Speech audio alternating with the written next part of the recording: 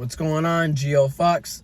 Part 2, discussing Donald J. Trump's J.D. Vance administration and last week's slew of anti-intersex, anti-trans executive orders that were passed.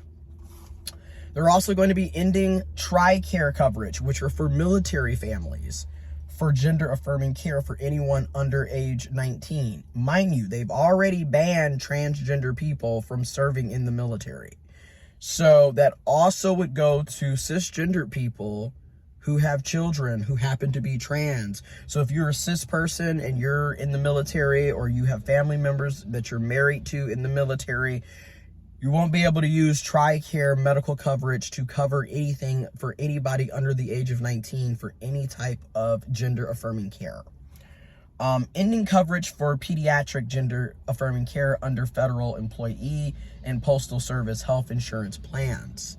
This is another reason why Trump's administration is basically aiming to purge anybody from these federal employees who are not bigots, essentially. If you're not homophobic, transphobic, racist, misogynistic, ableist, etc., you're gonna likely be purged from your job, because we can't have freedom of thought and people can't have different views and opinions while working for Trump's administration. Talk about dictatorship. Talk about censorship as well. I mean, they're constantly removing data and archives and information that don't support Trump's view of reality, censoring everybody while claiming to be for First Amendment rights. The hypocrisy is alarming. Using the Department of Justice, the DOJ, to target parents, medical providers, and sanctuary states that support trans youth. So now, so much for, children, family values. You're targeting parents for being loving and supporting parents to their kids.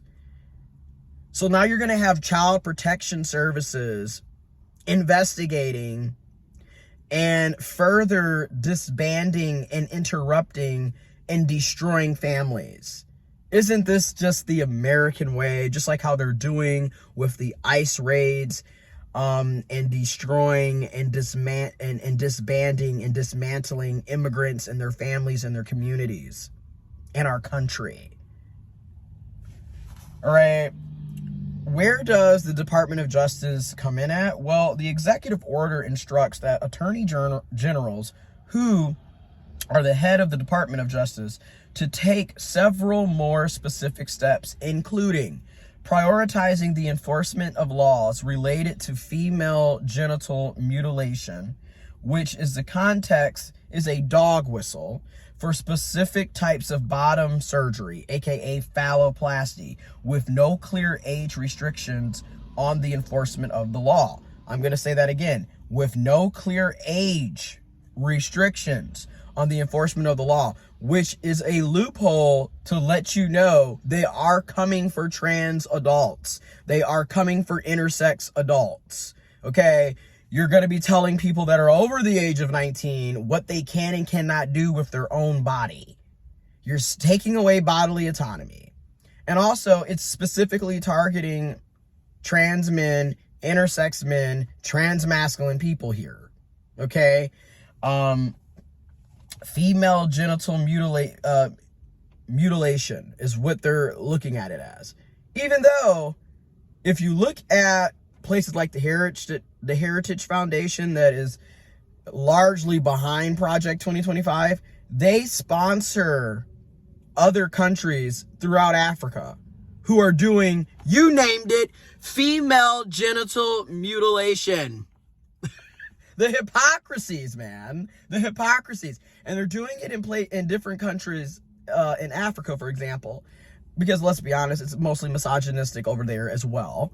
And they will literally remove the clitoris, because that literally is one of the clitoris main function is pleasure. And they remove the clitoris from cisgender females in African countries. And it's not just African countries, it's this practice happens globally around the world.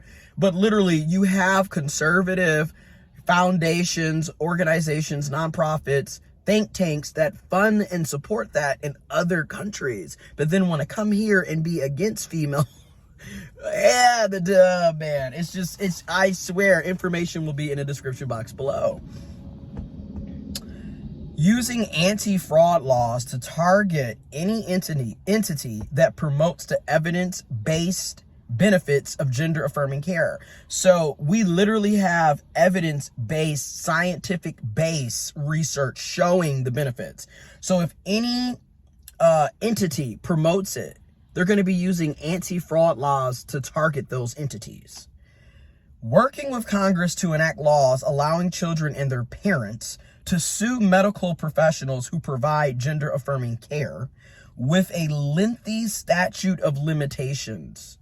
So this could be 20, 30, 40 years down the road. Somebody can turn around and come back and sue a healthcare provider or healthcare professionals for gender-affirming care.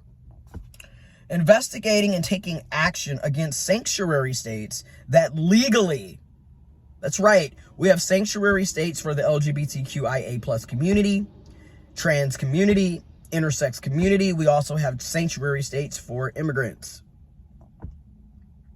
Anyways, they're going to be targeting, investigating, and taking action against sanctuary states that legally protect gender diverse youth and their families. So is this not giving Gestapo, World War II vibes? You know, the secret police that was literally rounding up anybody that Hitler and the Nazis claimed to be enemies of the state. That's basically what Trump and his administration is doing. And remember, as with the previous information that was provided, these are steps that Trump's administration is instructing the Department of Justice to take. These are not new laws that take immediate effect, okay?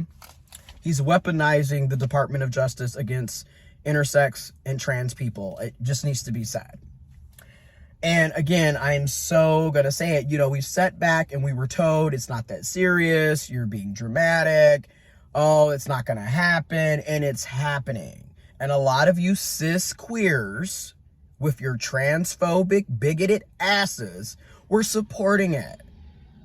And mostly these were your cis males. Again, you're going to, at some point, you got to address cisgendered men and how they are the weakest link regardless of the demographic.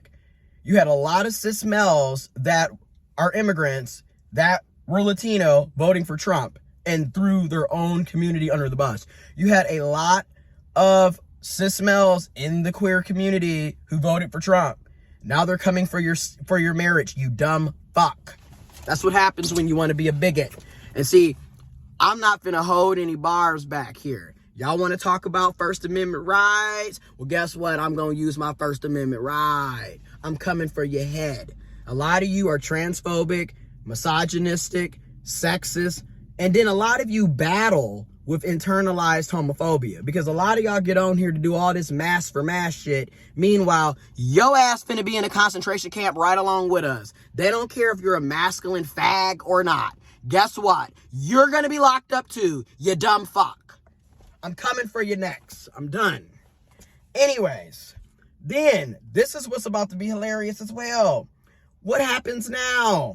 According to the executive order, the relevant federal agency leaders, okay, your Secretary of Health and Human Services, your U.S. Attorney General, they have 60 days, 2 months, from January 28th to submit progress reports related to the order. And I also want to throw this out there.